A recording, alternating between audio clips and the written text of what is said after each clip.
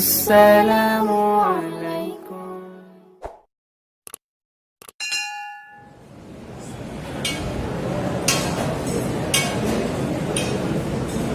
السلام عليكم ورحمة الله وبركاته. إن الحمد لله والصلاة والسلام على رسول الله. أما بعد فأعوذ بالله من الشيطان الرجيم. بسم الله الرحمن الرحيم. كل نفس ذائقة الموت. وقال رسول الله صلى الله عليه وسلم: لا يقبض العلم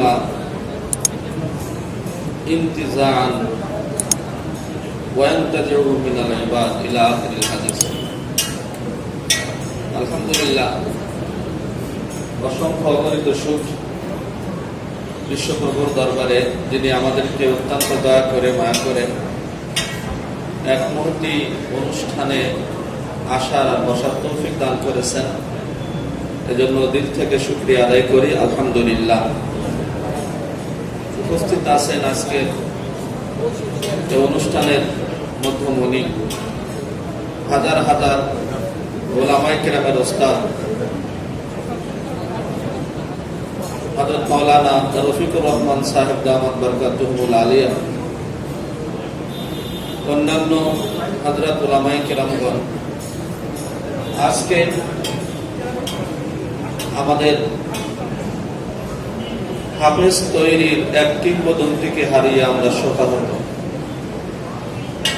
এই মজলিসের মধ্যে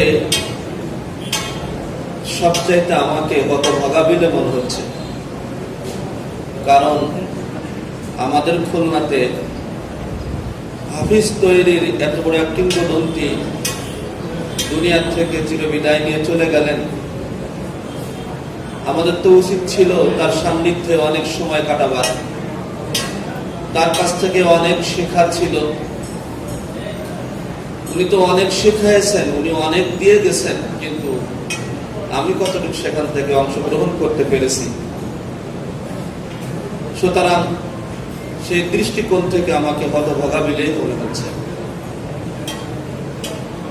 হাফেজ মনসুর আহমদ সাহেব আমাদের খুলনার বড় বড় ওলামায়ে কেরামের উস্তাদ। তিনি হাজার ও হাজার হাফেজ তার হাতে হয়েছে। উনি আমাদের থেকে চিরবিদায় নিয়ে অন্ধকার গহীন কবরে চলে গেছে। আল্লাহ পাকের দরবারে দোয়া করে আল্লাহ তাআলা উনাকে যেন ওপারে খুব ভালো রাখেন, জান্নাতুল ফিরদাউসের উঁচা মাকাম আল্লাহ তাআলা যেন ওনাকে দান করেন। আসলে আমাদের কাছ থেকে বুজুর্গরা চলে যায়, আমরা তারা থাকতে কদর বুঝি না, এটা হলো আমাদের ব্যর্থতা। আমাদের নাগালে অনেক বুজুর্গরা ছিলেন, তিনারা চলে গেছেন, কিন্তু ওনাদের চলে যাওয়ার পরে ওনাকে আমরা চিনছি, ওনাদের চলে যাওয়ার পরে ওনাকে আমরা বুঝেছি। কিন্তু সত্যি যদি তাদেরকে আগে চিনতাম, সত্যি যদি তাদেরকে আগে বুঝতাম, তাহলে তাদের কাছ থেকে অনেক কিছুই নেওয়ার ছিল। তো এরকম আমাদের অনেক বুজুর্গ এখনো আছে যারা আস্তে আস্তে আমাদের কাছ থেকে হাতছাড়া হয়ে যাচ্ছে। সুতরাং আমরা তাদের কদর করব, আমরা তাদের সম্মান তারা বেঁচে থাকতে বুঝার চেষ্টা করব।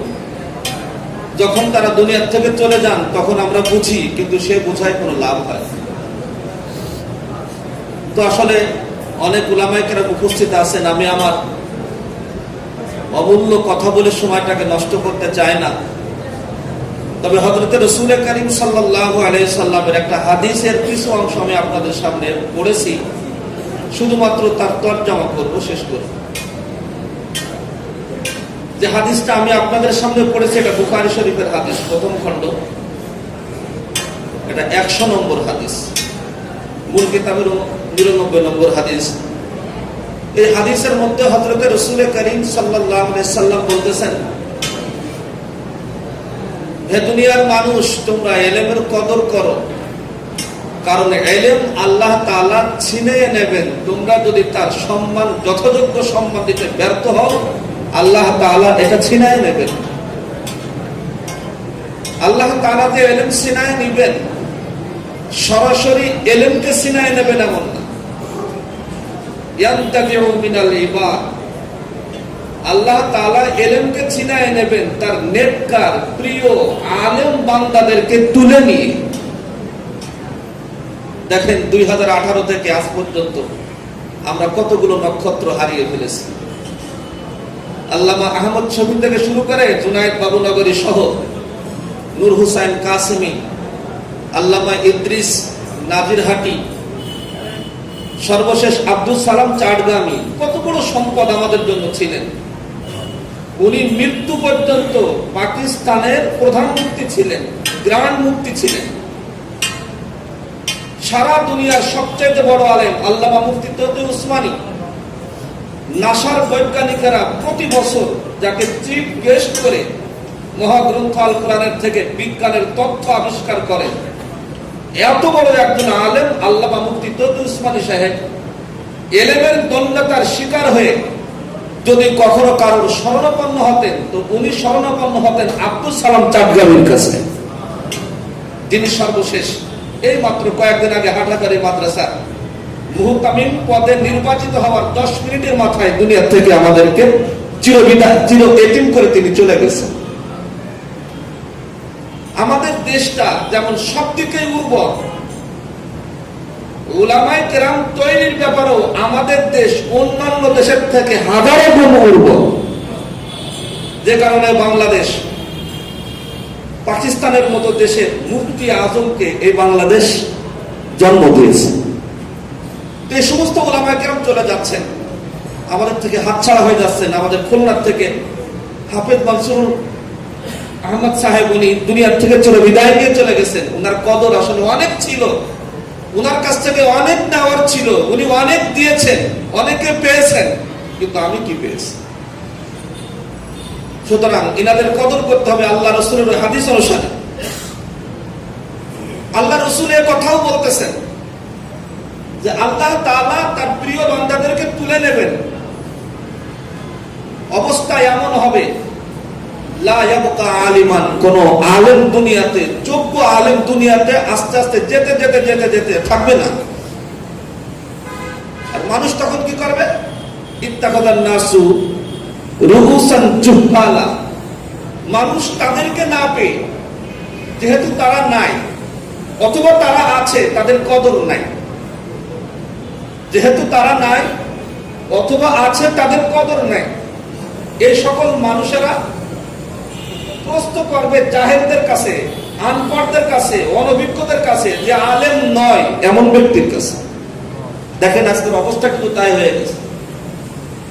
কোন উলামায়ে কেরামের কাছে মাসআলা জানার পরে সেটা যদি আমার পছন্দ না হয়, তাহলে যে আলেম না তার কাছে যাওয়া হয়। ইমাম সাহেব তো মাসআলা এটা বলছেন, আসলে কি?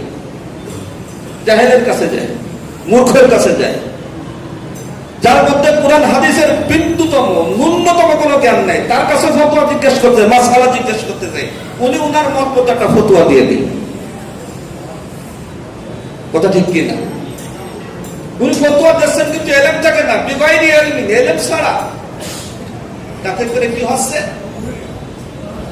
সে নিজেও গুমরাহ হচ্ছে, জাতিকেও গুমরাহ করতেছে। কথা ঠিক কি ঠিক না? সম্মানিত ভাই বন্ধুরা আমার, আজকে উলামায়ে কেরাম আমাদের কাছ থেকে যেতে যেতে একেবারে বিদায়ের পথে যারা আছে তাদের কদর আমাদের করতে হবে। ইনারা যে কত বড় আল্লাহর ওলি, ইনারা কত বড় বুজুর্গ, ইনারা কত বড় শাইখুল হাদিস, ইনারা কত বড় মুজাহিদ, ইনারা কত বড় যোগ্য, যেদিন চোখ বসবেন তখন আমাদের বুঝে আসবে তাদের কাছে হক কত বড় নিরাপদ, তাদের কাছে ইসলাম কত বড় নিরাপদ। তাদের জীবনের চাইতে ইসলাম তাদের কাছে বেশি নিরাপদ, তাদের জীবনের চাইতে হক তাদের কাছে বেশি নিরাপদ। কিন্তু আজকে দুঃখের বিষয় হলো, এই সমস্ত উলামায়ে কেরামের কদর দিতে আমরা ব্যর্থ হচ্ছি, এই সমস্ত উলামায়ে কেরামের সম্মান করতে আমরা ব্যর্থ হচ্ছি। যদি এইভাবে সম্মান করতে ব্যর্থ হই, আস্তে আস্তে বর্তমান যারা আছে তারাও চলে যাবে, শেষ পর্যন্ত আমরা আমাদের গুমরাহির মানে পথভ্রষ্ট এবং গুমরাহির পথে আমাদেরকে চলে যেতে হবে। আল্লাহ তাআলা ওই সময় আসার আগে আগে উলামায়ে কেরামের কদর, যাদের কাছে হক নিরাপদ, যাদের কাছে ইসলাম নিরাপদ, যাদের জান ও মালের চাইতে ইসলামকে ভালোবাসে, এই সমস্ত বুজুর্গ উলামায়ে কেরামের কদর আমাদের সকলকে করার তৌফিক দান করেন। অবশেষে আমি আমার ব্যর্থতা, আমি আমার দন্যতা, আমি আমার এলেম নির্বুদ্ধিতার কারণে মনসুর আহমদ সাহেবকে চিনি নাই। আর এরকম ভুল তো তার কারোর কাছ থেকে না থাকে, এরকম ভুল করে আর কাউকে যেন না ভুলি। আল্লাহ তাআলা আমাদের সকলকে তৌফিক দান করেন, আমিন। ওয়া আখিরু দাওয়ানা আলহামদুলিল্লাহ।